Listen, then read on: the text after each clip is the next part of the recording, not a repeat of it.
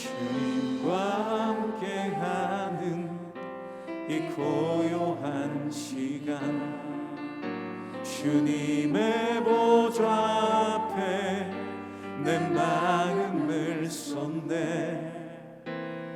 모든 것 아시는 주님께 감출 것 없네.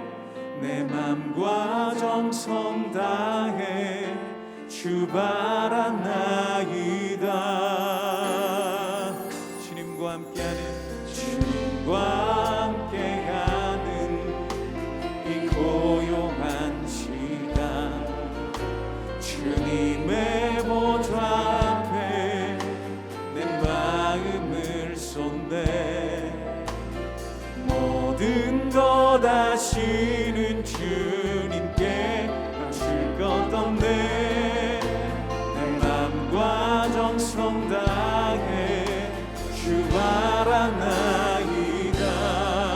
온 맘 다해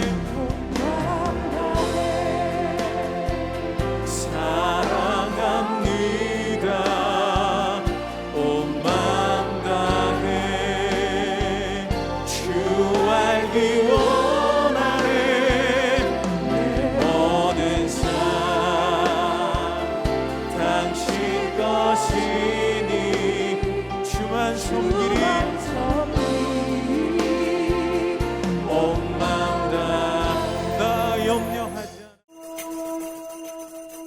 사무엘이 늙음에 그의 아들들을 이스라엘 사사로 삼으니 장자의 이름은 요엘이요 차자의 이름은 아비야라. 그들이 브엘세바에서 사사가 되니라. 그의 아들들이 자기 아버지의 행위를 따르지 아니하고 이익을 따라 뇌물을 받고 판결을 굽게 하니라. 이스라엘 모든 장로가 모여 라마에 있는 사무엘에게 나아가서 그에게 이르되, 보소서, 당신은 늙고 당신의 아들들은 당신의 행위를 따르지 아니하니 모든 나라와 같이 우리에게 왕을 세워 우리를 다스리게 하소서.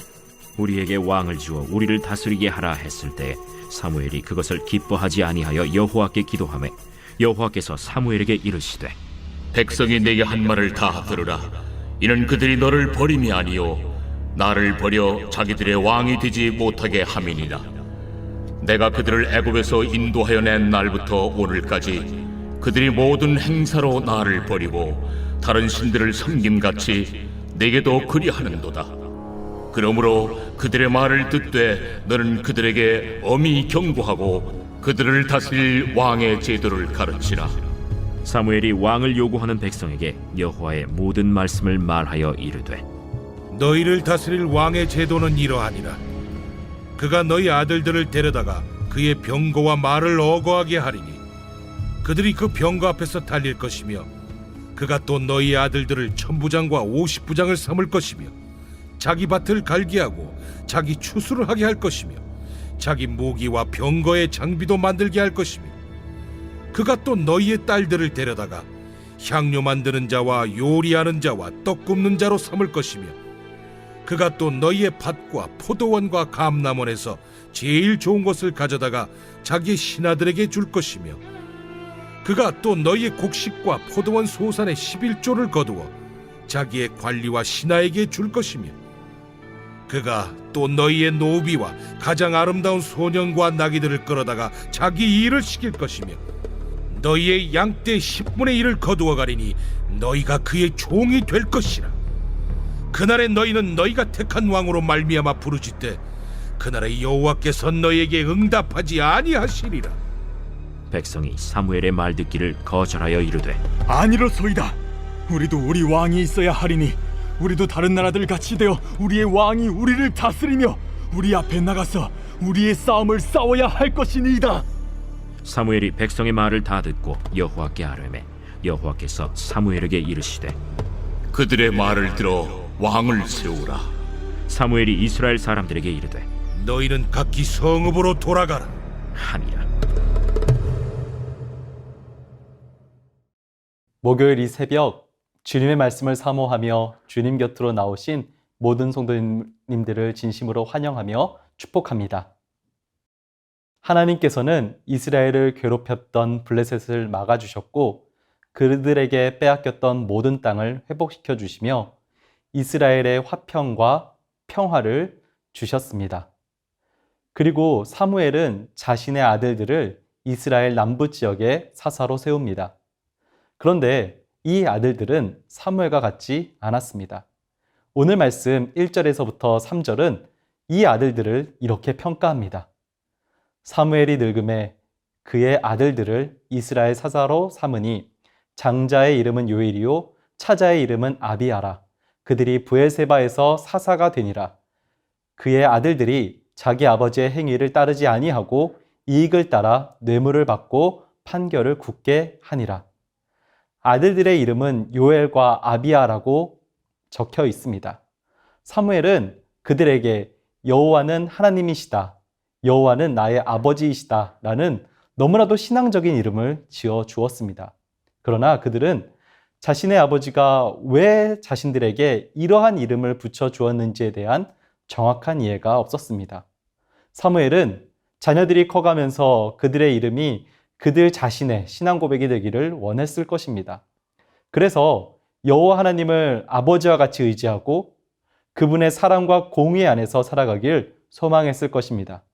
또한 자녀들에게 자신의 삶을 통해 그리고 자신과 함께 동행하시고 역사하신 그 여호와 하나님을 충분히 보여주었을 것입니다. 그러나 그들에게 아버지 사무엘의 신앙은 온전히 전수되지 못했습니다. 그들은 자신들의 이름이 아까운 삶을 살아가고 있습니다. 분명히 하나님께서는 레위기 19장 35절부터 36절을 통해 재판할 때나 길이나 무게나 양을 잴 때 불의를 행하지 말고 공평한 저울과 공평한 추와 공평한 에바와 공평한 힐을 사용하라라고 명령하셨습니다. 공정함을 통해 세상에서 세상과 다름을 드러내며 그 가운데 자신의 백성들이 평안과 평화를 누리며 살아가게 하는 것이 하나님께서 이스라엘을 애굽에서부터 이끄신 목적임을 분명히 말씀하셨습니다. 하지만 요엘과 아비야는 그 다름을 보여주지 못합니다. 그들은 사사라는 직분을 가졌지만 하나님의 말씀이 아닌 돈을 더욱 소중하게 여기고 그곳에서 자신들의 평안과 평화를 찾았으며 하나님께서 맡기신 백성들에게 본이 되지 못하는 모습을 보여주고 있었습니다. 그로 인하여서 백성들에게 끌어내림을 당하는 수모를 당하게까지 된 것입니다.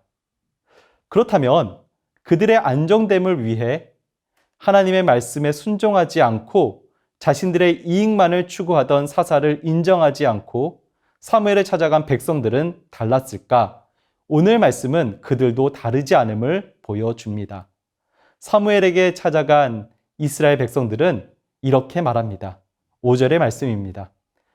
그에게 이르되 보소서 당신은 늙고 당신의 아들들은 당신의 행위를 따르지 아니하니 모든 나라와 같이 우리에게 왕을 세워 우리를 다스리게 하소서 한지라. 그들은 자신들의 왕을 세워줄 것을 사무엘에게 요구합니다. 자신의 통치를 무시하는 것 같이 이러한 백성들의 요구에 대해 사무엘은 기뻐하지 않습니다. 그래서 하나님께 기도하죠. 그러자 하나님께서는 사무엘에게 이렇게 응답하십니다. 7절의 말씀입니다.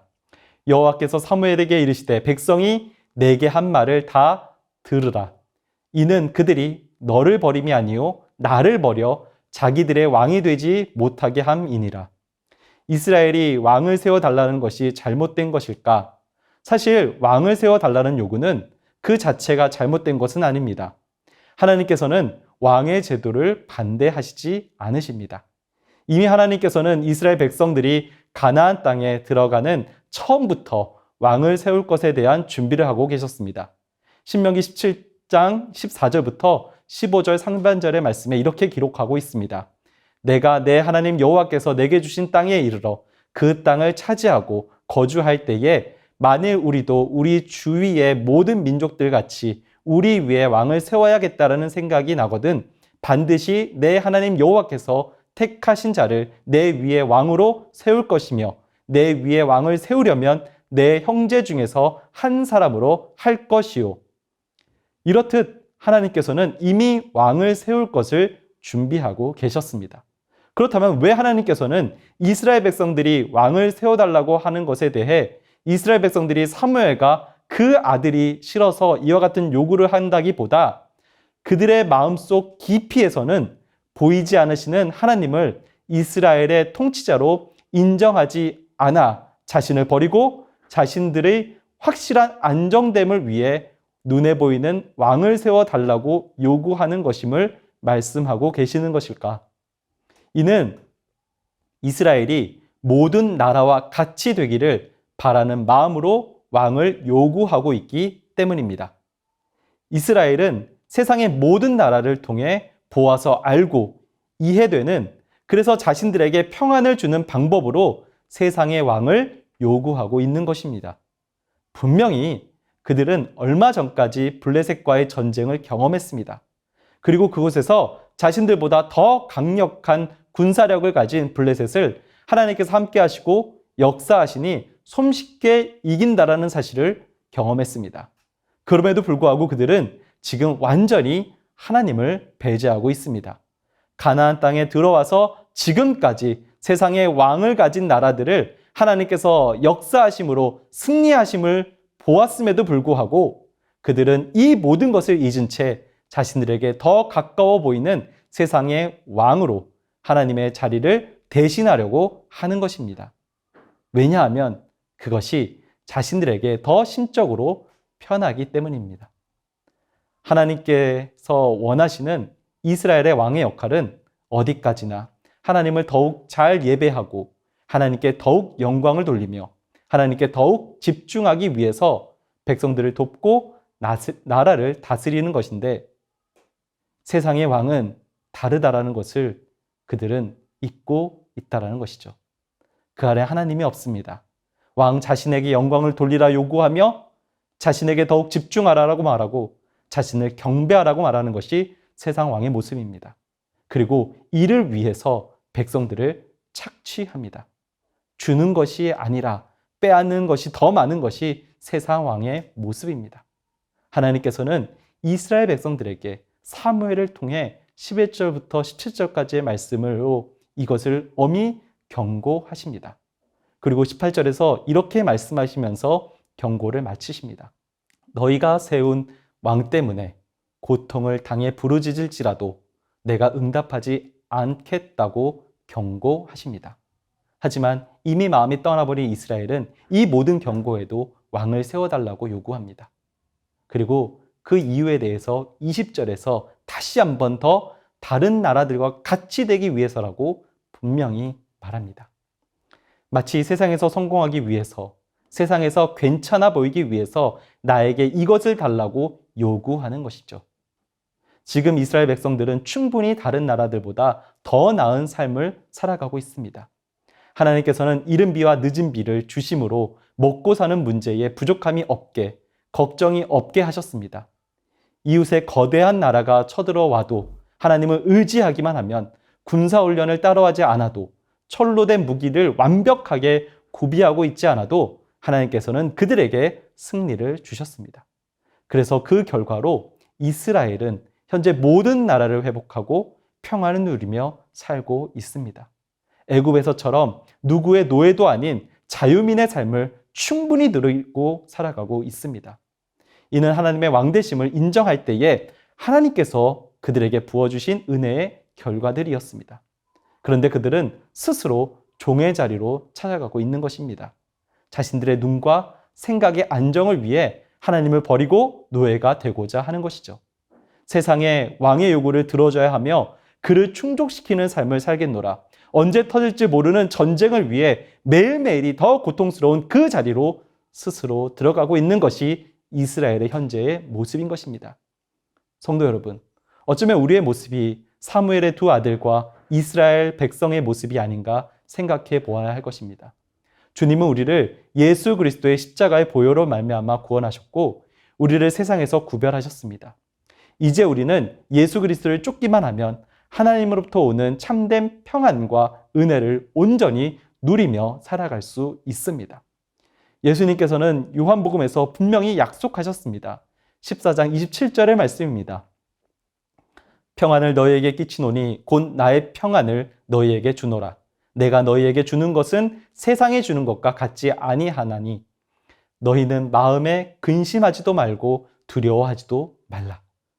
하지만 우리는 이 말씀을 믿지 못하고 세상이 주는 아주 잠깐의 평안과 안정만을 추구하고 있는 것은 아닌지 생각해 보아야 합니다. 그 언제 올지 모르는 잠깐 누리기 위한 그 평안을 우리는 오늘도 근심하며 두려워하며 살아가고 있지는 않은지 우리는 생각해 보아야 할 것입니다. 하나님께서는 이스라엘 백성들에게 그 왕 때문에 부르짖을지라도 응답하지 않겠다라고 하셨지만 왕이 세워졌을 때에도 하나님께서는 자신의 백성들을 불쌍히 여기며 응답하시고 구원하셨습니다. 왜냐하면 하나님께서는 우리를 사랑하시며 우리에게 평안을 주시기를 원하시기 때문입니다. 그러므로 오늘 하루 나를 사랑하사 나를 위해 자신의 아들을 보내신 우리 주님을 붙드심으로 주님으로부터 오는 참 평안을 누리시는 하루가 되시기 바랍니다. 주님의 말씀을 듣고 그 말씀만을 의지하시며 주님께 기도로 나아가시는 모든 성도분 되시기를 바랍니다. 우상은 잠깐의 평안과 유익을 줄 수도 있지만 이를 위해서 우리는 너무나도 많은 것을 우상에게 주어야 합니다. 하지만 우리 주님은 우리에게 은혜로 말미암아 그 평안을 주십니다. 자신의 아들을 주시니까 우리에게 그 사랑을 주시기 원하시며 그 사랑으로 평안에 감싸주기 원하신다라는 그 음성에 응답하심으로 오늘 하루 참 평안을 누리시는 모든 성도분들 다 되시기를 주님의 이름으로 축복합니다. 기도 제목을 가지고 함께 기도하며 나아가도록 하겠습니다. 세상에서 나를 부르시고 십자가의 믿음을 선물로 주사 나를 구원하신 주님의 사랑에 감사하는 오늘을 살게 하소서. 나의 유익만을 생각하고 추구하라는 세상의 메시지가 아닌 하나님의 영광을 따라 살아가는 것이 진정한 행복임을 고백하는 신앙이 되게 하소서. 나를 불쌍히 여기사 우상을 쫓는 발걸음을 멈추게 하시고 회개함으로 주님께 마음을 돌이키는 믿음을 주소서. 함께 기도하도록 하겠습니다.